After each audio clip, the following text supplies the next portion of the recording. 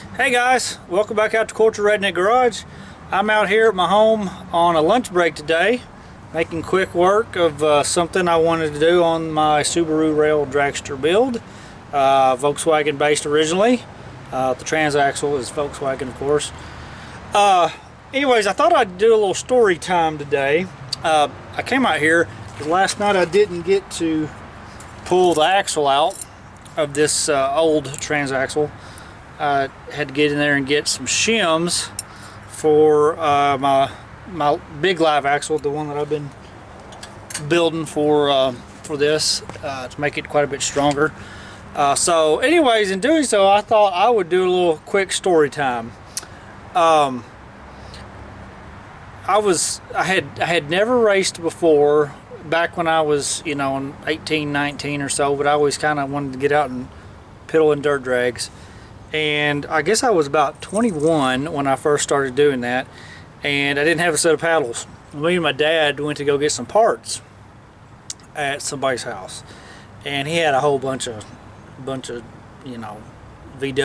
and rails and buggies and that sort of thing. And sitting on a trailer at this angle facing downward was a little dirt dragster, and it just caught my eye. It was so cool.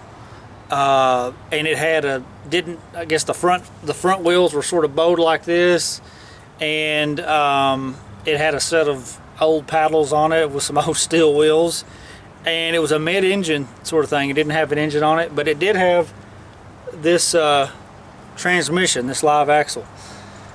And while it was rough, it looked like it had been there for years. I thought it was really cool. I thought, man, I sure would like to have those wheels off of there. That way I could finally go do dirt drags the right way. Well, I went away for a week on a little trip, and I come back, and it was my birthday. My dad said, "Hey, come on up to the house, I want to show you something." I was like, okay.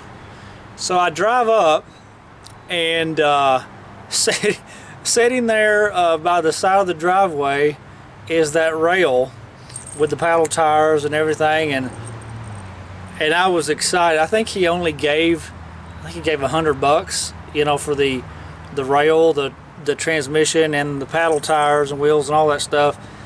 Anyway, pretty cheap. But it was for my 21st birthday. It was probably one of the coolest gifts or one of the best gifts I ever enjoyed out of my birthday that I can recall. Well, anyways, that rail dragster is not this one, but the person that had it and that we bought it from, or whoever built that rail in the built another one, built a sister rail, and that is this sister rail right here. Now, I've done quite a bit of work on it. It isn't near done yet, but I just tinker with it a little bit. I'll do another video specifically just on this, but anyways, I want to go back to the transmission. I just pulled, it's got a solid axle on it, and a differential ring gear, a ring gear sits on this right here. What it is, it's a stock Volkswagen diff carrier, and it holds that ring gear on there, and somebody has come in and welded a 2-inch Schedule 40 pipe.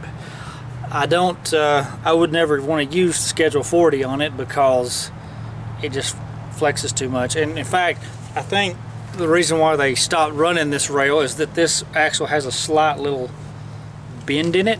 If you are rotating it, you can see the slight bend, and it is cracked right here. So this is always, it had just two gears in it, first and second, high and low, and I've never run it. In fact, it probably sat since the late 80s, if I had to guess, and I'll tell you why. Like I said, it was laying down at an angle like this. Well, I want you to see something cool here. Well, not cool, pretty sad, but if you looked at my other projects, or the other transaxle I tore apart, it also had a little bit of corrosion. Well, this is horrible corrosion. What that tells me is that rail must have sat in that position like that for years, and water just ran down the input shaft and everything else and just settled in the bottom, which is very sad, because even if that was cracked and this axle was bent, they probably had a wreck. I don't know the complete history.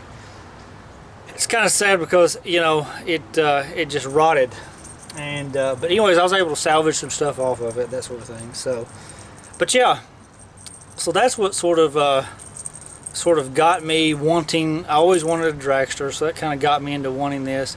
And so when I found the sister rail to this, I also got a super cheap deal, and I think I paid $100 for it too.